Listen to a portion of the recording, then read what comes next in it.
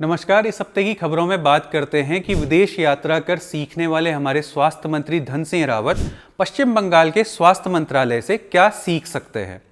Kerala high court के किस फैसले से सीख लेकर उत्तराखंड सरकार आदि कैलाश तक पहुंच गए प्लास्टिक को रोक सकती है। कुमाऊनी गढ़वाली को 8वीं अनुसूची में शामिल करने की मुहिम में जनता क्या कर सकती है और कैसे जिस गांव में 32 साल से सड़क नहीं पहुंची वहां अब 4 महीने में सड़क पहुंचने वाली है। मेरा नाम है गिरीश और आप देख रहे हैं काफल ट्री लाइव।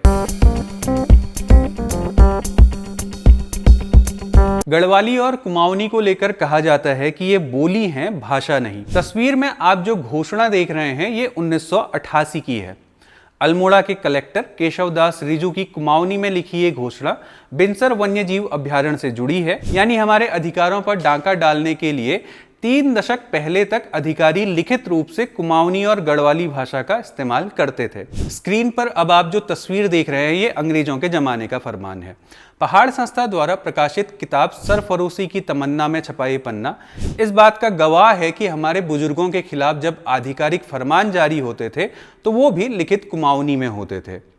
इतिहास के पन्ने खोलेंगे तो हम आपको गढ़वाली और कुमाऊनी भाषा में लिखित कई ताम्रपत्र तक दिखा सकते हैं। अब सुनिए 2022 का हाल। उत्तराखंड विधानसभा में टिहरी विधायक किशोर उपाध्याय गढ़वाली भाषा में शपथ लेते हैं तो वो अमान्य करार दी जाती है। कारण बताया जाता है कि ये हमारी आधिकारिक भाषा नहीं है। उसी विधानसभा में जब विधायक संस्कृत में शपथ पढ़ते हैं तो ताली और टेबल पीट पीट कर वाहवाही के साथ सब मान्य हो जाता है। अब इसके तकनीकी पहलू को दरकिनार किया जाए तो कहा जा सकता है कि हमारे राज्य में देवताओं की भाषा तो आधिकारिक है, लेकिन आम आदमी की भाषा महज एक बोली है। इन दिनों उत्तराखंड में कंटेंट क्रिएटर स्वाति नयाल की एक रील खूब शेयर की जा रही है। स्वाति अपनी रील में गढ़वाल और कुमाऊनी को 8वीं अनुसूची में शामिल किए जाने को लेकर बात कर रही हैं और 2026 में होने वाली जनगणना में भाषा के कॉलम में गढ़वाली कुमाऊनी भाषा लिखने का आग्रह कर रही है। भारत में इससे पहले 2011 में जनगणना हुई थी। तब सूचना क्रांति में ब्लॉगिंग, मैसेजिंग और ऑर्कुट का बोलबाला था। उस दौर में भी इन जगहों पर इस तरह के आग्रह किए जाते थे। समय बदला पर समस्या वही रही। सो नए फॉर्मेट में वही पुराना आग्रह हो रहा है, पर जिस भाषा को उसके अपने राज्य में ही सम्मान नहीं मिल रहा है उसे देश में कैसे सम्मान मिलेगा। एक अनुमान के मुताबिक आज देश में करीब 239 भाषाएं बोली जाती हैं, जिनमें 38 भाषाएं 8वीं अनुसूची में शामिल होने की सक्रिय लड़ाई लड़ रही है। इसमें गढ़वाली और कुमाऊनी भी शामिल है। पहले समझते हैं ये 8वीं अनुसूची कौन सी भला है और इसमें शामिल हो जाने से गढ़वाली और कुमाऊनी भाषा का क्या भला हो जाएगा। भारत के संविधान में 8वीं अनुसूची एक ऐसी सूची है जिसमें भारत में आधिकारिक तौर पर मान्यता प्राप्त भाषाएं शामिल हैं, यानी ये वो भाषाएं हैं जिन्हें सरकार ने देश में आधिकारिक कामकाज, शिक्षा और सांस्कृतिक महत्व के लिए मान्यता दी है। इन भाषाओं को बढ़ावा देने के लिए सरकार पैसा और संसाधन देती है, जैसे स्कूलों में पढ़ाई, किताबें छापना या साहित्य को प्रोत्साहन। फिलहाल इस सूची में 22 भाषाएं हैं। अब अगर आप इस सवाल का जवाब जानना चाहते हैं कि गढ़वाली और कुमाऊनी इस अनुसूची में शामिल होने की पात्रता रखते हैं या नहीं, तो जवाब है हाँ, क्योंकि सरकार के पास सूची में शामिल किए जाने की कोई सीधी गाइडलाइंस नहीं है और उसके द्वारा 2003 में बनी सीताकांत मोहापात्रा समिति ने जो भी सिफारिश की थी उन सब पर कुमाऊनी गढ़वाली पूरी तरह खरी उतरती है। अब अगर बात करें क्या इसे 8वीं अनुसूची में शामिल किए जाने के कोई प्रयास संसद में हुए हैं, तो जवाब है ऐसे एक नहीं 2 प्रयास हुए हैं। पहला प्रयास सतपाल महाराज ने 2010 में संसद में एक प्राइवेट बिल रखकर किया था। दूसरा प्रयास अजय भट्ट ने 2019 में इसी तरह का एक बिल लोकसभा में रखकर किया था। मजे की बात देखिए, दोनों बिल तब रखे गए हैं जब देश में इन दोनों नेताओं की अपनी पार्टी का शासन था। यहाँ 2 सवाल बनते हैं। पहला, हमारी भाषा 8वीं अनुसूची में क्यों शामिल नहीं हुई, जिसका साफ उत्तर है हमारा राजनीतिक प्रतिनिधित्व का कमजोर होना। दूसरा सवाल है हम इसके लिए क्या कर सकते हैं। तो फिलहाल घर बैठे हम अपने घर परिवार और दोस्तों के बीच अपनी भाषा में बात कर सकते हैं।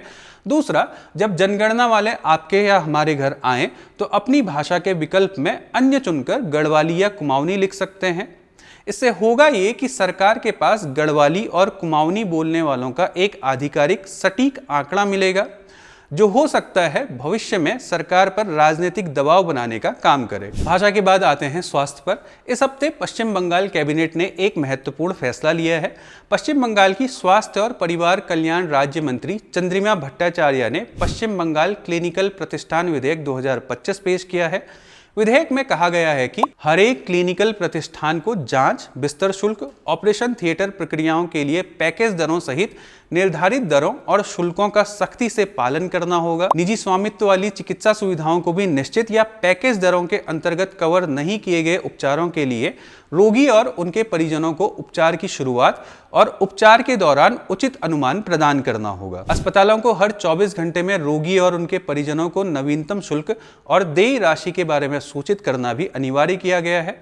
पश्चिम बंगाल सरकार के इस फैसले से निजी अस्पतालों का उद्घाटन करने वाले हमारे स्वास्थ्य मंत्री को भी कुछ सीखना चाहिए। विदेशी दौरा कर सीख लेने वाले हमारे मंत्री जी को देहरादून, हल्द्वानी, रुद्रपुर जैसे शहरों में लूट का सेंटर बन चुके निजी अस्पतालों पर नकेल कसने के लिए थोड़ा इस विधेयक की ओर जरूर झांकना चाहिए। वैसे हमारी सरकारें इस तरह की सीख लेने वाला कोई काम करती तो पौड़ी गढ़वाल के चौकल से अल्मोड़ा जिले के सरायखेत तक 32 साल में केवल 1.5 किलोमीटर सड़क नहीं बनती। 1993 में यहाँ 3 किलोमीटर सड़क स्वीकृत होती है, जो 32 साल में 1.5 किलोमीटर ही बन पाती है।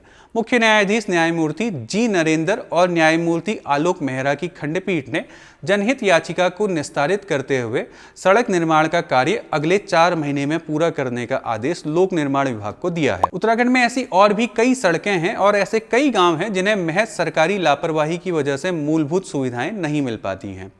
अगले हफ्ते हम आपको ऐसे ही एक गांव ले चलेंगे जहां का हाल देखकर आप उत्तराखंड में हो रहे विकास की जमीनी हकीकत से वाकिफ होंगे। इस सप्ताह केरल हाईकोर्ट का भी एक महत्वपूर्ण फैसला आया।